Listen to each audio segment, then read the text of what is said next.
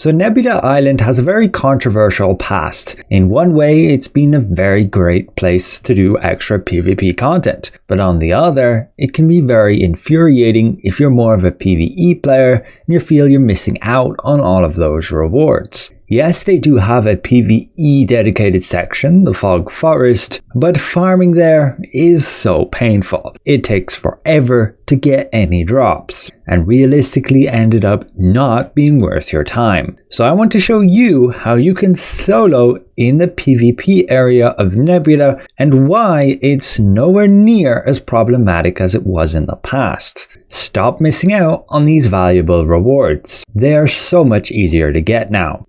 So once you go to Nebula, you have a limit of farming of about 5 hours every week. You can of course increase that if you have Nebula charge stones, but you should not need to spend realistically more than half an hour every week in Nebula. And you can do this absolutely solo and within the PvP areas. And the reason is because all those serial killers, those players who enjoy getting kills just for the sake of getting kills, have moved to Battlegrounds. At least on the EU server, queues are pretty much back to back and you can go there, farm kills to your heart's content. A lot more easier than going to Nebula as what they had to do beforehand, so they can rack up their kills for the rankings and even get the special eclipse power. But since they've all moved to Battlegrounds, it makes Nebula a far easier place to actually farm your stones.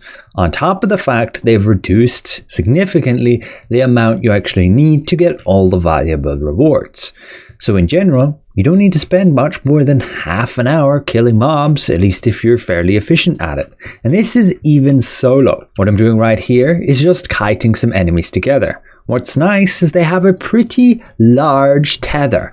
Like, they won't leash back to their spawn point so quickly as other mobs would. So what I do in this particular location is kite them all right here. You kind of want to move to the side so that even the ranged guys move a bit closer. Once you have them all grouped up, if you're running with a spear, it's super easy to just completely nuke them all. Once they start dying with your javelin, you can just continually spam it. As every death you get another ember stack, which allows you to cast this again. Otherwise, you're casting Explosive Fury to get those ember stacks. And yeah, killing all those guys gives you lots of Nebula stones, blessing pouches, and artifact chance chests. It is these particular Nebula stones that you're after. The respawn rates here are also super fast. And keep in mind, you do not have to go at this solo. Going in a party of 6 is going to provide an awful lot of an easier time. You can have people coordinated to kite all the enemies together from different locations, and it can make that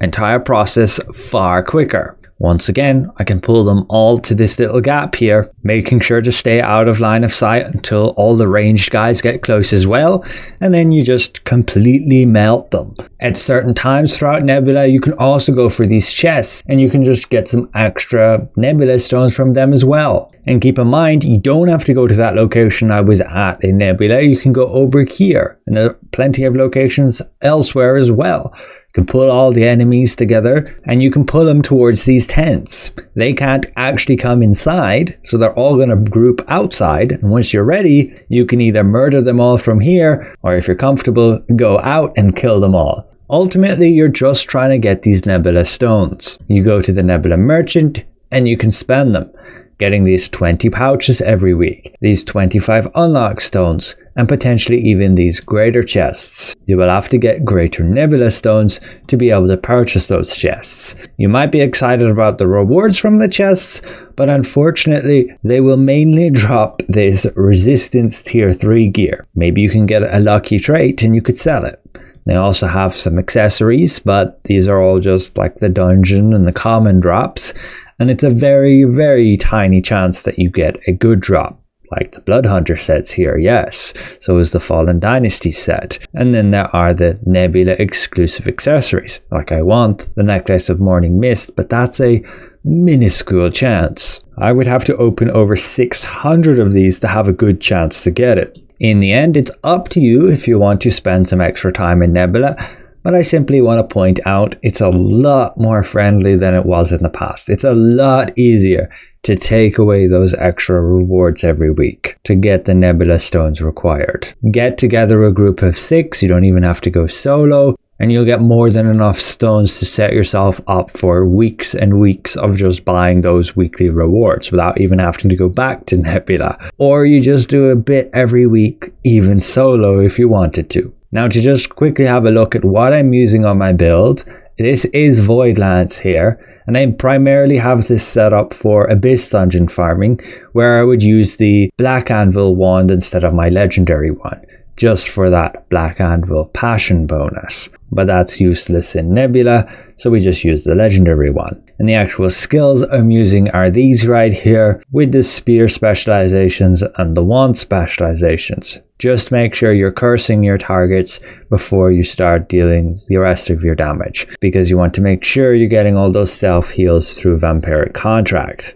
As for your rotation, it's very straightforward. You're going to use Unyielding Sentinel, Enchanting Time, Valorous Barrier, simply as those buff abilities. Blood Leech Aura is not really necessary here. I just have it because I have Junaboat Spear. Do not buy the spear if you wanted to. It's pretty useless, and I would use a different spear if I didn't have this one. I just got it from a selection chest and there was nothing better from it. So once you have those 4 abilities cast, you're going to put your curses on your target. You're going to use your Touch Despair, your Magic Circle, and you can use your Curse Explosion right away. It's going to explode, but then the curses are going to be reapplied from the persistent effect of Magic Circle.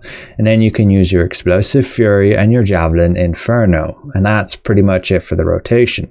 If everything's on cooldown, you can use Abyssal Cleave for the stun, followed by Phoenix Barrage, and also finally Slaughtering Slash to jump between the target and explode those stacks that are on them. And yeah, that's pretty much it again for the rotation. Using those curses to start, then the Explosive Fury, and then Javelin Infernos. Whenever anybody dies, you can continually cast Javelin Inferno. So if you have high enough damage, once you get to the point you're casting Javelin Inferno, you can probably just keep casting until everything's dead. In terms of masteries, these are the setups for Wand, and Spear I haven't really bothered with, but it can be nice to get this one and this one. The rest don't help an awful lot for multi-target.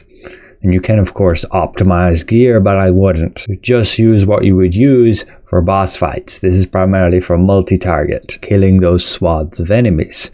There are plenty of other multi-target builds you can use. If you're playing Crucifix, you can simply go straight in with Crucifix as your normal build, spamming Stellar Dash, as this is a multi-target attack power. So once the enemies are grouped up enough, you're still going to melt them with this. And you can throw in Supernova every 30 seconds or so to just tightly group the enemies, making all those Stellar Dashes actually hit them all. And yeah, you can also play Shadow Dancer just as well, using this dagger passive to get all of that health regen. So overall, I hope this helps. Just to highlight, Nebula's a lot easier now, and don't miss out on those extra weekly rewards. So once again, special thank you to all these channel members for your added support. Thank you for watching, and we'll see you guys around.